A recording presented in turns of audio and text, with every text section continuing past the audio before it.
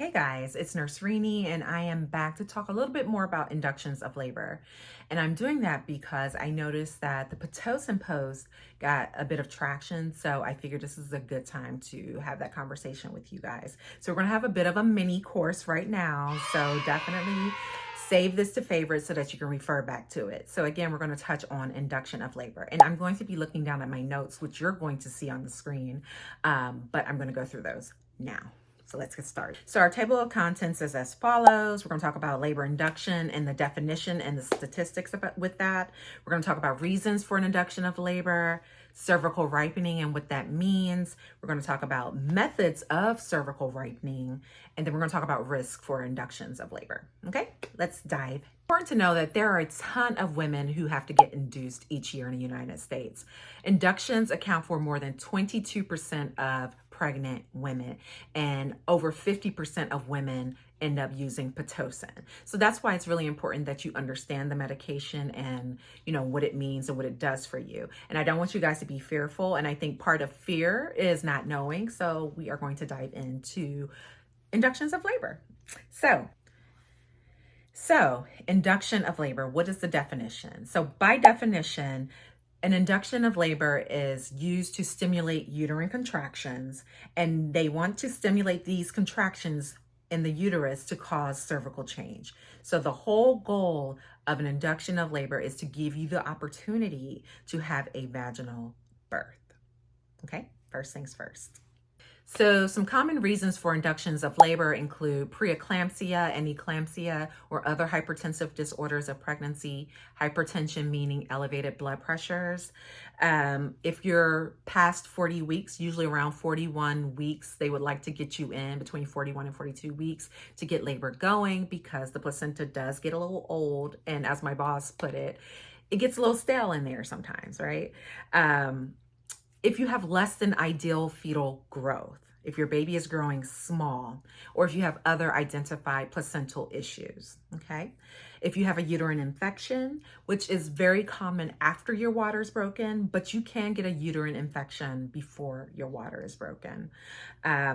Diabetes is a big one, whether that's gestational diabetes, whether that's dependent, diet controlled. If you have chronic diabetes like type 1, all of those are usually going to be a scheduled induction of labor, okay?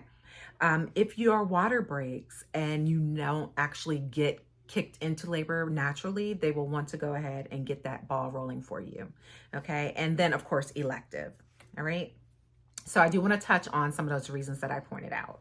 So when we're thinking of placental issues, let's use hypertension as an example, or preeclampsia. When you have preeclampsia or any other hypertensive disorder of pregnancy, that can typically cause a baby to grow smaller because the placenta is not functioning as sufficiently and efficiently as it should.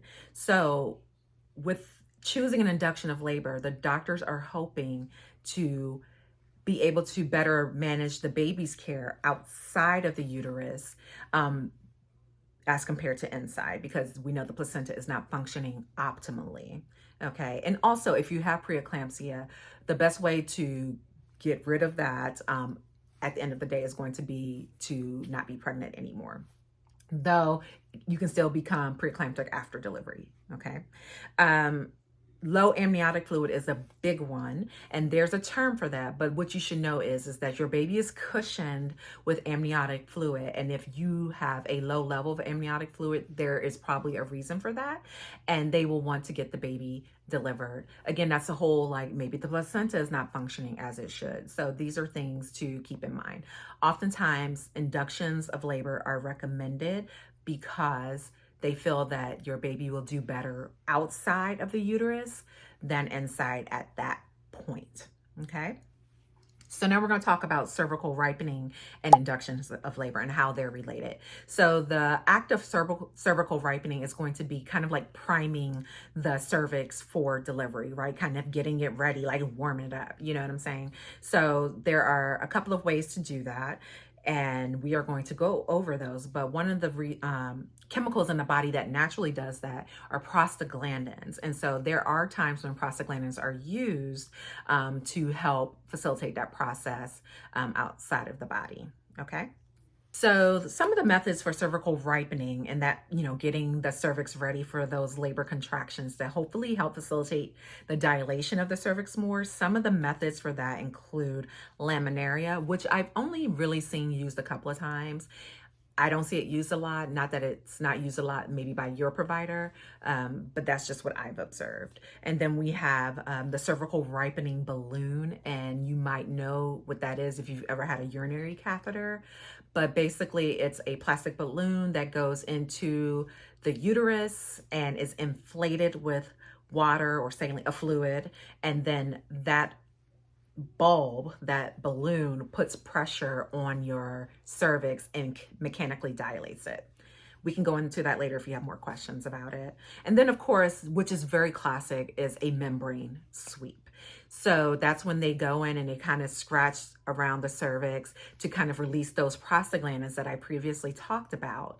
And that way, hopefully that hormone being released will help trigger the body to start to have some contractions. So if you've ever had a membrane sweep, then you've probably felt some uterine irritability after that. If not contractions, definitely an irritated uterus. Now, some of the medications used for an induction of labor, which directly answers the young lady's question that I'm responding to.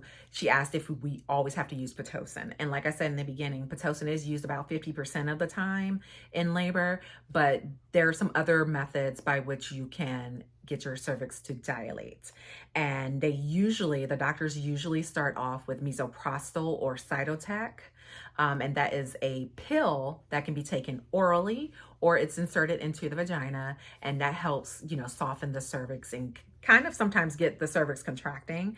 And then there's Cervidil that does similar things, except Cervidil reminds you of a tampon. It's a medication that goes against the cervix and it helps it soften and prepare it for the next step, which is usually Pitocin. But yeah, Cervidil is great because you can pull it out if there's any kind of issue. And if you have questions about what issues can arise, let me know in the comments and I'll talk about that because I have a really good example of when that happened for a patient of mine. And then Pitocin. We talked about Pitocin the other day, but it causes uterine contractions. It's done by IV. So there's, an easy way to discontinue Pitocin if need be.